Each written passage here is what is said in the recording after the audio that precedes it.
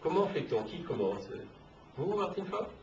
Moi, j'ai envie de répondre parce que j'ai un bel exemple que je viens de vivre la semaine dernière, à savoir une jeune femme en instance de divorce qui voulait s'implanter, enfin, voulait installer sa maison sur le terrain de ses parents. Et monsieur le sous-préfet faisait quelques difficultés. Donc j'ai dû aller à sa rencontre pour lui expliquer que cette femme ne pouvait pas, si on ne lui donnait pas cette possibilité, ne pouvait pas s'installer, ne pouvait pas créer cette maison dont elle avait tant envie.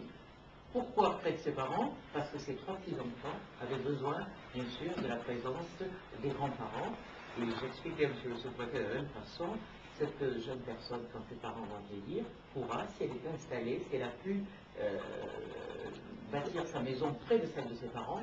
Et pourquoi ne pouvait-elle pas le faire? Elle ne pouvait pas parce que la loi qui régit ce territoire, qui est une petite commune, lui interdisait quelque part parce qu'il n'y avait pas l'électricité, il n'y avait pas suffisamment d'assainissement.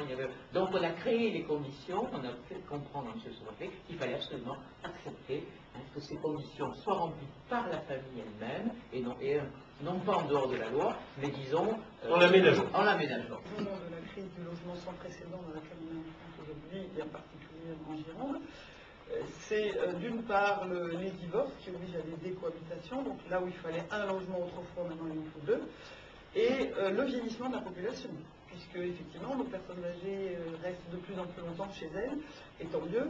Et donc en Gironde, et notamment sur la communauté urbaine, puisque je suis en charge du logement à la communauté urbaine, nous avons évalué les besoins de construction de logements neufs à 5000 logements par an, dont 2000 à loyer modéré, notamment pour les jeunes couples, notamment pour les jeunes. Donc il faut que dans les 10 années à venir, nous construisions 2000 logements à loyer modéré sur la communauté urbaine. Ça inclut effectivement du logement étudiant, du petit logement pour les jeunes couples.